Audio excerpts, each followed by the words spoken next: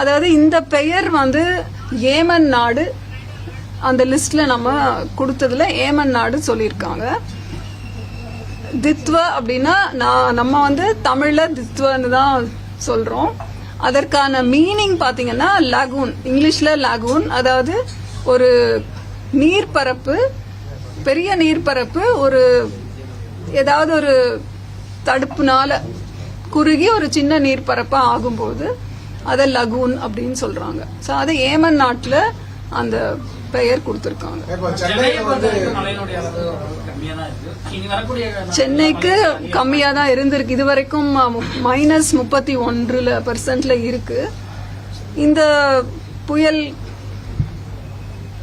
இந்த புயலினால நமக்கு ஒரு மழை வந்ததுன்னா நல்ல ஏறும், நல்ல பர்சன்டேஜ். 29ஆம் தேதி சென்னைக்கு ஆரஞ்சு அலர்ட் தான் வச்சிருக்கோம். 30ஆம் தேதி அது வந்து சென்னைக்கு தான் நிக்கிறதா நீங்க அந்த பிக்சர்ல காமிங்க. அதாவது எந்த இடத்துல வாய்ப்பு இருக்கா மேம்? 29ஆம் தேதி நம்ம 7 நாட்கள் முன்னாடில இருந்து நம்ம கொடுக்கிற அந்த பேட்டர்ன் என்னென்ன மாவட்ட வாரியா மழை பெய்யும்ன்றது சிஸ்டம் எப்படி மூவ் ஆகுதுன்ற பொறுத்து நம்ம மாத்திட்டு தான் இருக்கோம். அதனால இது சடனா நல்ல ஃபாஸ்டா மூவ் ஆச்சுன்னா அதுக்கேற்ற மாதிரி ரெயின்ஃபால் பேட்டர்ன் மாறும் வாய்ப்பு இருக்கிறது. இது என்ன சொல்றது, இட்ஸ் அ சயின்ஸ். நம்ம வந்து அது மாறவே மாறாதுன்னு சொல்றது தவறு. இப்ப கடந்த ஆண்டை விட இந்த ஆண்டு வடகிழக்கு பருவமழையினுடைய தன்மை அளவு எப்படி இருக்கு? அதிகரிச்சிருக்கா இல்ல குறைஞ்சிருக்கா? குறைஞ்சிருக்குன்னா காரணம் என்ன?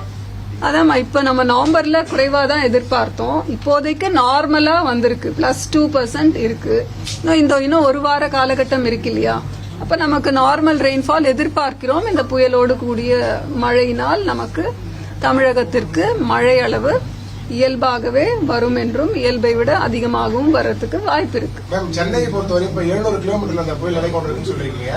இப்போ சென்னை நோக்கி வரதுக்கான வாய்ப்பு இருக்கு அதிகமா. இப்போ சப்போஸ் சென்னை நோக்கி வந்தா மழை பாதிப்பு அடுத்த அப்டேட்ஸ் கொடுப்போம் இல்லீங்களா? அடுத்த அப்டேட்ஸ்ல ஆரம்பத்துல நம்ம புயலா மாறாது, டீப் டிப்ரெஷனாவே இருக்கும் அப்படின்றதுதான் நேற்று முன்தினம் வரைக்கும் நம்ம சொல்லிட்டு இருந்தோம். என்ன சேஞ்சஸ் நடந்துச்சு? நம்ம இது புயலா உருமாறுகிறது என்ன சேஞ்சஸ்னா, இப்ப இந்த செயற்கைக்கோள் வரைபடம் பாத்தீங்கன்னா நம்ம இந்த மலாக்கா ஜலசந்தியில இருந்தது இப்ப ஒரு டிப்ரெஷன், காற்றழுத்த தாழ்வு மண்டலமா குறைஞ்சிருக்கு. அதற்கு பக்கத்துல அந்த கோட்டோ அப்படின்ற அந்த இன்னொரு புயல் சின்னம் அந்த சைடு இருக்கு இல்லையா? சோ இந்த மூன்றுமே இன்டராக்ஷன்ல தான் இருக்கு. சோ அப்ப ஒன்றோடு ஒன்று இருந்துட்டே இந்த இன்டராக்ஷன் இருந்ததுனால நமக்கு ஒருவேளை இது வந்து டிப்ரெஷன் ஆகவே முடியுமோ, இல்ல இந்த ரெண்டு சிஸ்டமும் மலாக்கா சிஸ்டமுமே நம்ம இலங்கை கடல் பகுதியில இருந்த சிஸ்டமும் சேர்ந்து ஒன்றாகுமோ அப்படின்னா பலதரப்பட்ட ஒரு கருத்துக்கள் இருந்தது. ஆனா நம்ம இப்ப பாக்குறது என்னன்னா, மலாக்கா சிஸ்டம் தனியாகவே ஒரு சென்யார் புயலா அதோட நகர்வு அப்படி இருந்தது. இப்போ இது வந்து வீரியம் அடைந்து புயலாக மாறி இருக்கிறது.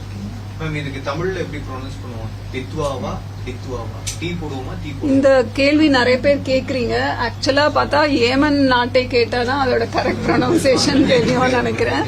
நம்ம வந்து தித்வா அப்படின்னு சொல்லி தீயும் போடலாம், டியும். ஏன்னா டி தான் நம்ம போடுறதுனால டி இத்வான்னு போடுறோம், அப்படிதான் போடுறோம்.